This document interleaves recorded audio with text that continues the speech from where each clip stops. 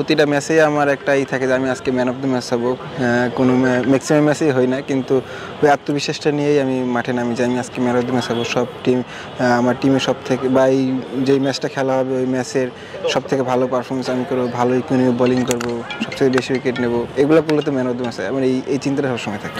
আজকে ম্যাচটা রূপগঞ্জের জন্য যেমন গুরুত্বপূর্ণ ছিল, মোহামেডানের জন্য গুরুত্বপূর্ণ ছিল। কখন একটা আঁচ করতে পেরেছিলেন যে ম্যাচটা আমাদের হাতের নাগালে? আপনি তিনটা উইকেট নিলেন, বলতে গেলে টপ অর্ডার এবং মাহমুদ রিয়াদ দুজনকে আপনি এই 3টা উইকেটে আপনি নিয়েছেন, মানে কখন মনে হয়েছে ম্যাচটা আপনাদের হাতের নাগালে?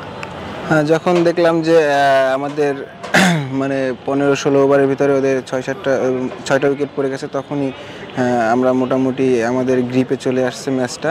তারপর তো বৃষ্টি হওয়ার কারণে আরও মানে আমাদের জন্য হেল্পফুল হয়েছে। টপ মানে চ্যাম্পিয়ন হওয়াটা একটু টাফ হবে, বাট টপ 2, টপ 3, টপ 4 এখন মানে মেইন টার্গেটটা কি আপনাদের? চ্যাম্পিয়ন হওয়া যায় কি জানি না, হইতেও তো পারি। যে অনেক আছে না যে ভালো খেলতেছে, যারা অনেক বড় পয়েন্ট নিয়ে আগানো আছে, তারা তো হয়তো অনেক খারাপ খেলতে পারে। আমরা যেমন অনেক বড় টিম ছিলাম, আমাদের টিম কিন্তু সবাই কাউন্ট করছে আমরা চ্যাম্পিয়ন হবো এরকম, কিন্তু আমাদের অবস্থাটা দেখেন যে আমরা কিন্তু পিছিয়ে গেছি 2-4টা ম্যাচ হেরে। এরকমও তো হতে পারে না, আমরা ওইরকম চ্যাম্পিয়ন বা রানার আপ এরকম ইতি আমরা যাব। জীবনের সব আয়োজন এখানে একসাথে। একটা ব্যাপার, আপনি বলছিলেন যে আপনি সবসময় চেষ্টা করেন ম্যান অফ দ্য ম্যাচ হওয়া। এরকম চেষ্টা তো আপনি ন্যাশনাল টিম কেন্দ্রিকও করে থাকেন, ডিপিএল এর বা এনসিএল, বিসিএল যে জায়গায় খেলেন আপনি খুবই রেগুলার পারফর্মার। তো আপনার সুযোগটা একবার এলো, খুব কাছাকাছি এলেন, আবার এলো না, কেন এমন হচ্ছে? মানে আপনি ওয়েল ডিজার্ভিং বলতে গেলে লেফট আর্ম স্পিনার হিসেবে। এখন এটা তো আর আমি জানি না, আমার হাতে আছে, আমি পারফরমেন্স করব, এছাড়া তো আর আমার হাতে কিছু নেই। আর সম্পূর্ণ হচ্ছে সিলেক্টর আর সকল কিছুর পরিকল্পনাকারী মহান আল্লাহ তাআলা, উনি যেটা ভালো আমার কপালে যেটা লেখা রাখছে আমি ওইটাই হ্যাপি। এমনি যখন খেলতে নামেন তখন আপনার তো নির্দিষ্ট একটা প্ল্যান থাকে, এমনি ক্যাপ্টেনের পক্ষ থেকে কোনো নির্দিষ্ট প্ল্যান থাকে কিনা বা কিছু বলে দেন কিনা?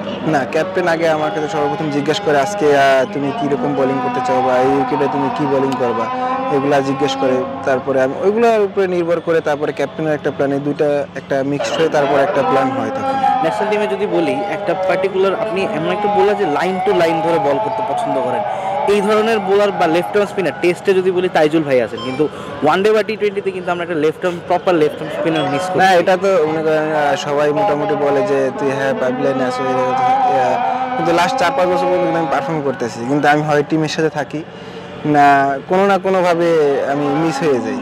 জাস্ট এটা আমি এখন নিজের কাছে করে নিচ্ছি যে এখন আমার কাজই শুধু পারফর্ম করা।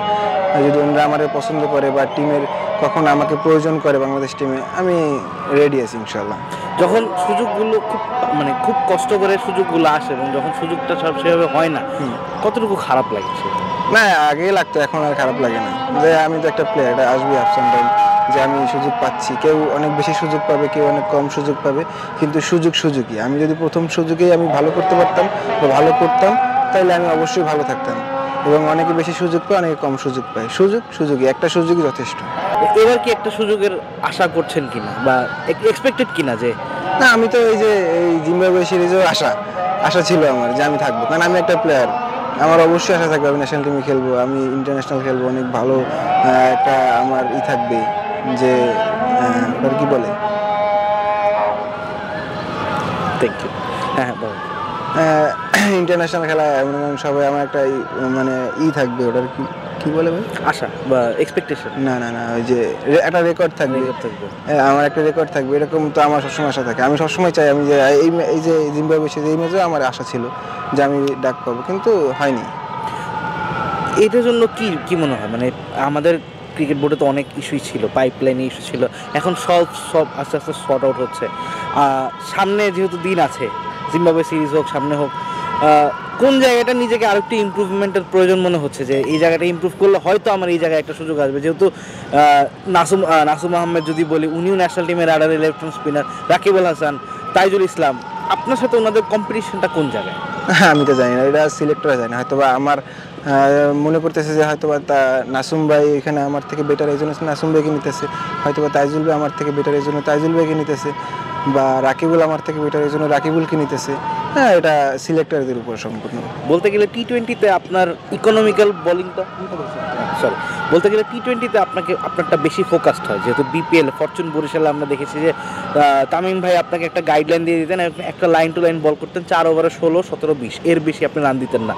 আপনার কাছে কি মনে হচ্ছে যে লঙ্গার ভার্সন চিন্তা না করে টি-20টা আপনার মেইন ফোকাস হলে সবচেয়ে বেটার হয়েছে আপনার জন্য? না, আমাকে এর আগে সিলেক্টর যারা ছিল হান্নান ভাই, উনি তারপর রাজ ভাই, উনি বলতেছিল যে তানভীর তোকে সাদা বল নিয়ে আমরা চিন্তা করতেছি, ওইভাবে লাল বল নিয়ে চিন্তা করতেছি না। তারপর থেকে আমি সাদা বলে ওইভাবেই ছিলাম, কিন্তু তার আগে যে সিলেক্টর ছিল তারা আমাকে ওইভাবে বলেও নি যে আমি লাল বলে না সাদা বলে, কিন্তু ওনারা বলছে তুই আমাদের রাডারে আসোস, যে কোনো সময় যে কোনো কিছু হতে পারে, তোরা আমরা নিতে পারি, তুই সবসময় জন্য প্রস্তুত থাকিস।